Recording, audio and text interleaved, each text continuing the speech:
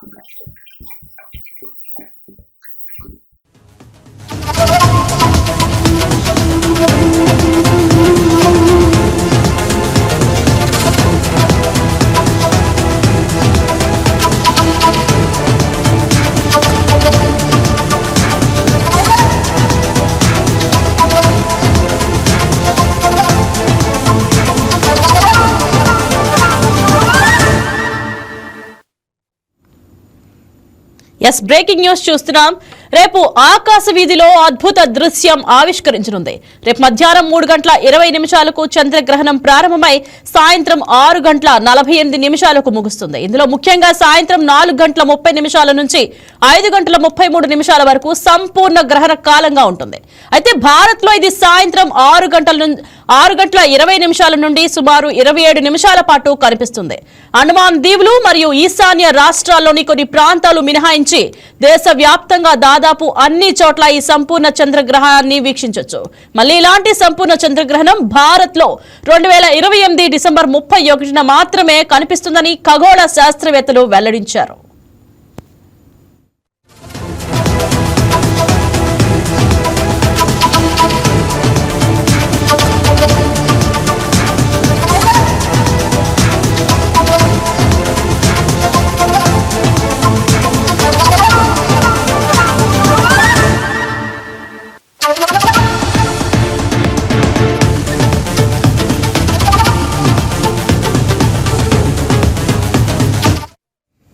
గ్రహణ ప్రభావం కారణంగా తెలుగు రాష్ట్రాల్లోని ప్రముఖ పుణ్యక్షేత్రాలు రేపు మూతపడనున్నాయి. తిరుమల శ్రీవారి ఆలయంలో గ్రహణ సమయానికి ముందే అంటే ఉదయం 9 గంటలకే దర్శనాలను నిలిపివేసి తిరిగి రాత్రి 7:30 ఆలయాన్ని తెరవనున్నారు. అటు తెలంగాణలోని యాదగిరిగుట్ట లక్ష్మీ నరసింహస్వామి ఆలయాన్ని ఉదయం 7 గంటలకే మూసివేసి తిరిగి బుధవారం నాడు తెరుస్తామని ఆలయ అధికారులు ప్రకటించారు. గ్రహణం కారణంగా రేపు జరగాల్సిన హోలికోత్సవాన్ని ఒకరోజు ముందు అంటే ఈ రోజే నిర్వహించాలని యాదగిరిగుట్ట ఆలయ యాజమాన్యం నిర్ణయించింది.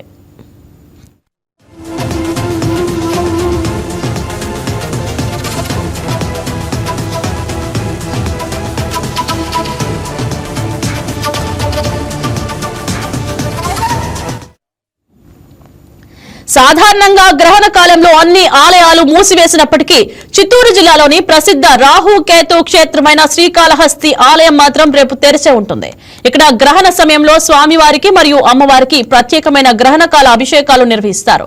గ్రహణ ప్రభావం ఈ క్షేత్రంపై ఉండదని, పైగా గ్రహణ సమయంలో పూజలు చేయడం అత్యంత ఫలప్రదమని భక్తుల నమ్మకం. మిగిలిన ఆలయాల్లో మాత్రం గ్రహణం వీడిన తర్వాత సంప్రోక్షణ శుద్ధి కార్యక్రమాలు నిర్వహించి భక్తులను దర్శనానికి అనుమతిస్తారు.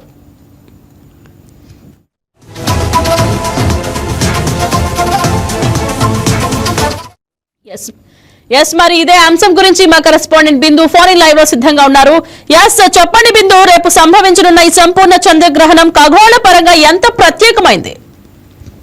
రైట్ ఇంద్రజ, రేపు ఆకాశం నిండా ప్రకృతి సృష్టించే అరుదైన అద్భుతం మన కళ్ళ ముందే ప్రత్యక్షం కానుంది. మధ్యాహ్నం 3:20 ప్రారంభమయ్యే చంద్రగ్రహణం సాయంత్రం 6:48 ముగియ ఉండగా దీనికి సంబంధించి 4:34 నుంచి 5:33 గంటల వరకు సంపూర్ణ చంద్రగ్రహణం దశగా కొనసాగుతుంది.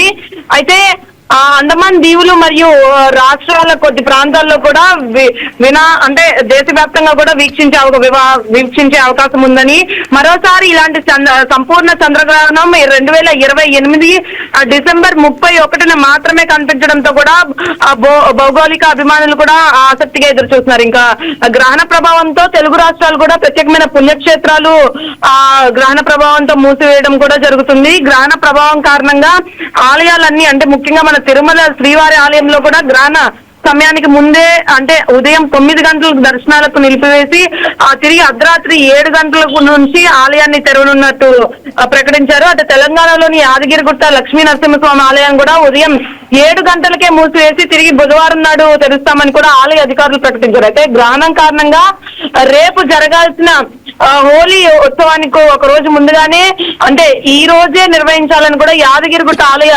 యాజమాన్యం నిర్ణయించింది. ఇంకా విజయవాడకు సంబంధించి విజయవాడ ఇంద్రకీలాద్రి అమ్మవారి దేవస్థానంలో కూడా మంగళవారం మధ్యాహ్నం పాక్షిక చంద్రగ్రహణం ఏర్పడనుంది. అయితే ఈ సందర్భంగా దేవస్థాన వైదిక కమిటీ వారు కూడా సూచనల మేరకు ఆగమ శాస్త్రం ప్రకారం ఉదయం 10 గంటల నుంచి అమ్మవారి ప్రధాన ఆలయం మరియు ఇతర ఉపాలయాలు కూడా కవట బంధనం చేయబోతున్నారు. ఈ తర్వాత గ్రహణ మోక్షకాలం తదనంతరం అంటే 4/3/2026 బుధవారం తెల్లవారుజామున 3 గంటలకి శ్రీ అమ్మవారి దేవాలయానికి సంబంధించి ప్రధాన ఆలయం మరియు ఉప ఆలయాలు కూడా తెరయనున్నారని కూడా చెప్పడం జరిగింది. అంటే అమ్మవారి ఆలయం కూడా అంటే ప్రధాన ఆలయం మరియు ఉప ఆలయాలు కవట చేసి దేవతామూర్తులను కూడా దేవతామూర్తులకి ప్రత్యేకమైన అభిషేకాలు నిర్వహిస్తానని కూడా చెప్పడం జరిగింది.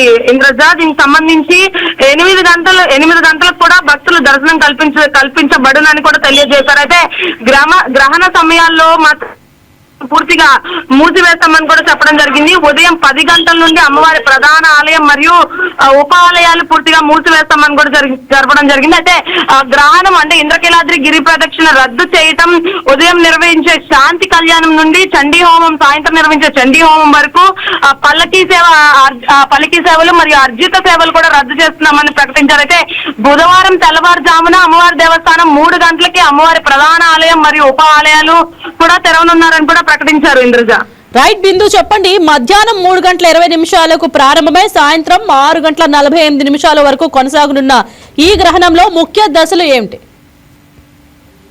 రైట్ ఇంద్రజ ఇంకా అంటే మధ్యాహ్నం 3:20 ప్రారంభమై సాయంత్రం 4:34 సంపూర్ణమయ్యే ఈ చంద్రగ్రహణంకి సంబంధించి సాధారణంగా గ్రహణ కాలంలో ముఖ్యంగా అందరూ అనుకునేది అంటే గ్రహణ కాలం చెడు, గ్రహణంలో బయటికి రాకూడదు అన్న నేపథ్యం కనిపిస్తుంది.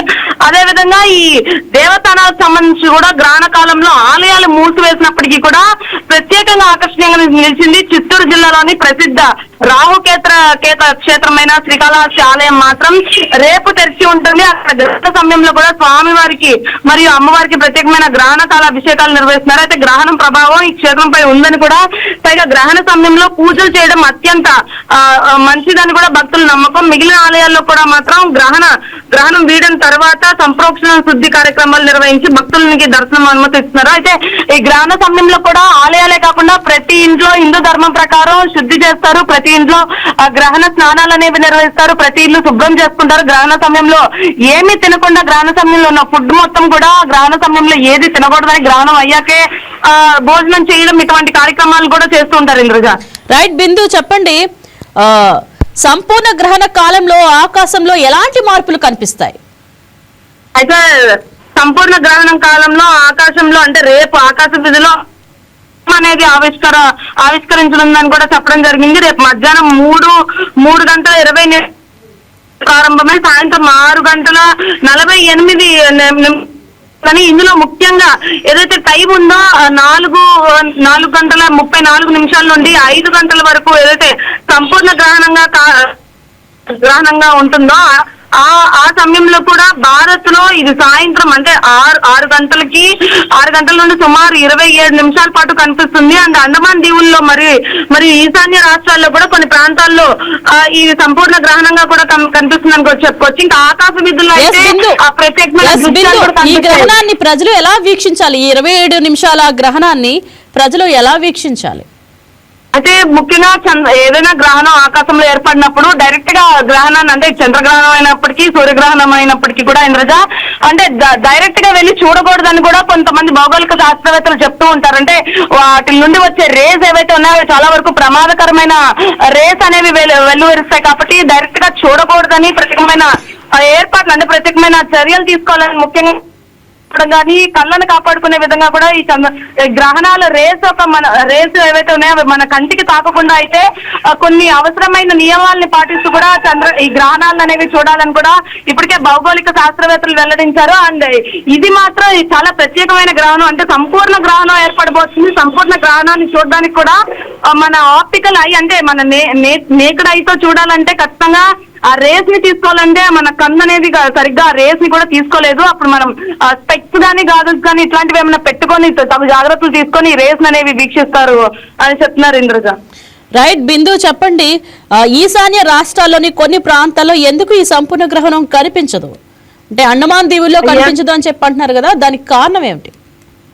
రైట్ ఇంద్రజ, ఈశాన్య రాష్ట్రాల్లో చెప్పుకుంటే ముఖ్యంగా మనకి యుద్ధ వాతావరణ నేపథ్యంలో మిసైళ్లు కూడా ఆకాశ వీధుల్లో వివరిస్తున్న నేపథ్యంలో క్షిపణులు ఎటు పడుతున్నాయో కూడా తెలియట్లేదు. సో ఈశాన్య రాష్ట్రాల్లో కొన్ని ప్రాంతాల్లో అయితే ఈ గగన ప్రభావం కొంచెం తగ్గుముఖం పట్టేటట్టే ఉంటుందని కూడా చెప్పడం జరిగింది. అంటే అండమాన్ దీవులు మరియు ఈశాన్య రాష్ట్రాల్లో కొన్ని ప్రాంతాలు మినహాయించి కూడా దేశవ్యాప్తంగా దాదాపు అన్ని చోట్ల కూడా ఈ సంపూర్ణ చంద్రగ్రహణాన్ని వీక్షించవచ్చు అని కూడా ఇప్పటికే భౌగోళిక శాస్త్రవేత్తలు తెలియజేయడం జరిగింది. ఈశాన్య రాష్ట్రాలతో పాటు కొన్ని ప్రాంతాలను కూడా మెన్షన్ చేశారు. ఈ కొన్ని ప్రాంతాల్లో మాత్రమే వీక్షించవచ్చు అని కూడా చెప్పడం జరిగింది.